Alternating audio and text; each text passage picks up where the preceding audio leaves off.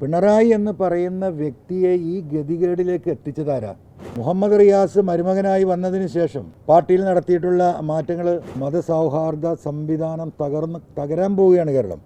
ഈ തെരഞ്ഞെടുപ്പ് ഞങ്ങളുടെയും കൂടി ഒരു നിലനിൽപ്പിൻ്റെ പ്രശ്നമാണ്. അല്ല, അങ്ങനെ ഒരു പ്രയോറിറ്റിയും ഒരു ലക്ഷ്യവും ഞാൻ മാത്രം മത്സരിക്കുക, അല്ലെങ്കിൽ ഞങ്ങൾക്ക് 2-3 സീറ്റ് കിട്ടുക, മത്സരിക്കുക എന്ന ഒരു ഒരു പൊളിറ്റിക്കൽ പാർട്ടി ആകുമ്പോൾ സ്വാഭാവികമായും ഉണ്ടാവുന്നതാണ്.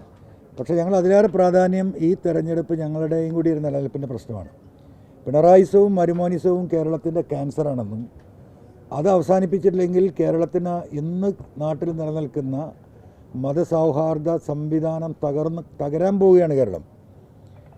ഇവിടുത്തെ മതേതര സംവിധാനത്തെ നിലനിർത്തുകയും അതിനുവേണ്ടി പോരാട്ടം നടത്തുകയും ചെയ്യേണ്ട ഇടതുപക്ഷ പ്രസ്ഥാനം, പ്രത്യേകിച്ചും CPM പ്രവർത്തകരും സഖാക്കളും ആ മനസ്സോടെ കൂടി നിൽക്കുമ്പോഴും BJPയും RSSുമായി ചേർന്ന് UDFനെ തകർത്ത് 3ാം വട്ടവും അധികാരത്തിൽ വരാൻ ഏത് വർഗീയവാദികളുമായി കൂട്ടുചേരാൻ തയ്യാറാണ് ഞങ്ങൾ എന്ന് പച്ചയായി മുഖ്യമന്ത്രിയും മരുമകനും പറയുന്ന ഒരു സമയമാണ്. ഇവിടെ ഞങ്ങളുടെ സീറ്റോ ഞാൻ എവിടെ മത്സരിക്കുന്നു എന്നത് ഞങ്ങളെ സംബന്ധിച്ച് അതിൽ അതിന് സെക്കൻഡ് പ്രയോറിറ്റിയേ ഉള്ളൂ. ആ നിലയ്ക്ക് ഇന്ന സ്ഥലത്ത് മത്സരിക്കണം, ഇത്ര സീറ്റുകൾ വേണം എന്നുള്ള ഒരു ചർച്ചയിലേക്ക് ഞങ്ങൾ പോയിട്ടില്ല. ആ ചർച്ചയിലേക്ക് കടക്കുന്നുള്ളൂ. ഒരിക്കലുമില്ല. ഞാൻ കേരളത്തിൽ UDF മത്സരിക്കാൻ പറഞ്ഞാൽ 140 മണ്ഡലത്തിൽ എവിടെ വേണമെങ്കിലും മത്സരിക്കും. ഇല്ല, ഒരു ധാരണയാണ്. ഇല്ല, ബേപ്പൂരും കേരളത്തിലാണല്ലോ.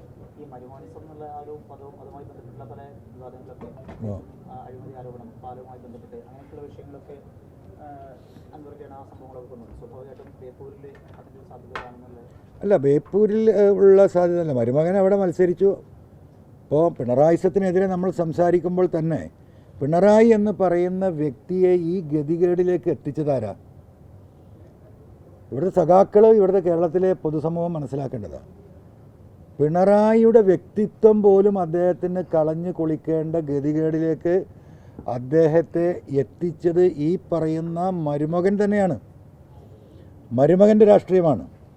ആ രാഷ്ട്രീയം കേരളത്തിൽ മാത്രമല്ലല്ലോ, കോഴിക്കോട് പ്രത്യേകം പ്രതിഫലിച്ചില്ലേ? ഈ കോർപ്പറേഷൻ തിരഞ്ഞെടുപ്പ് എന്താണ് സ്ഥിതി ഉണ്ടായിരുന്നത്? ഒരു 10-200 വോട്ട് കൂടി കിട്ടിയിരുന്നെങ്കിൽ 5-8 സീറ്റുകളോട് ജയിക്കുന്ന രാഷ്ട്രീയ സാഹചര്യം ഉണ്ടായിരുന്നു.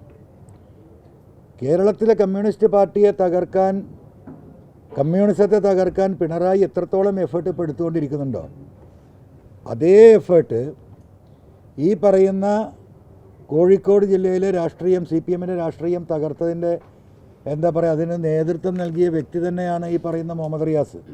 നിങ്ങളൊന്ന് ആലോചിച്ച് നോക്കൂ. മുഹമ്മദ് റിയാസ് മരുമകനായി വന്നതിന് ശേഷം പാർട്ടിയിൽ നടത്തിയിട്ടുള്ള മാറ്റങ്ങൾ, ആദ്യം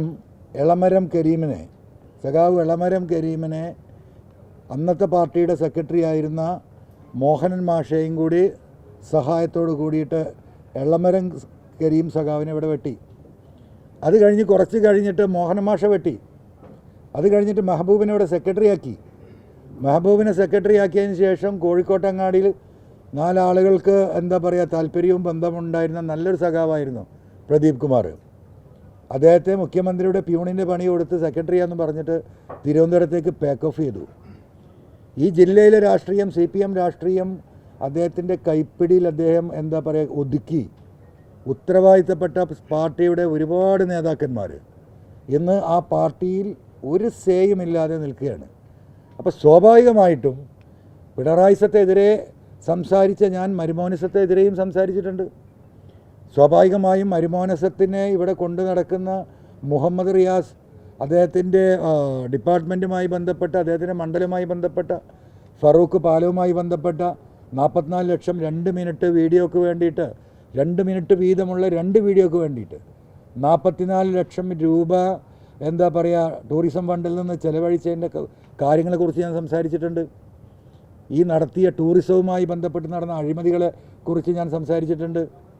ഈ പറയുന്ന ഫറൂഖിലെ സ്റ്റീൽ ഫാക്ടറി 350 കോടി രൂപ വില മതിക്കുന്ന 33 ഏക്കർ സ്ഥലവും ഫാക്ടറിയും വെറും 32 കോടിക്ക് ഏതോ ഒരു ഛത്തീസ്ഗഡിലെ കമ്പനിക്ക് തൂക്കി വിറ്റ അഴിമതിയെക്കുറിച്ച് ഞാൻ സംസാരിച്ചിട്ടുണ്ട്. അപ്പോൾ സ്വാഭാവികമായിട്ടും അതൊരു സംസ്ഥാന രാഷ്ട്രീയത്തിൻ്റെ ഭാഗമായിട്ട് തന്നെ സംസാരിച്ച കാര്യങ്ങളാണ്.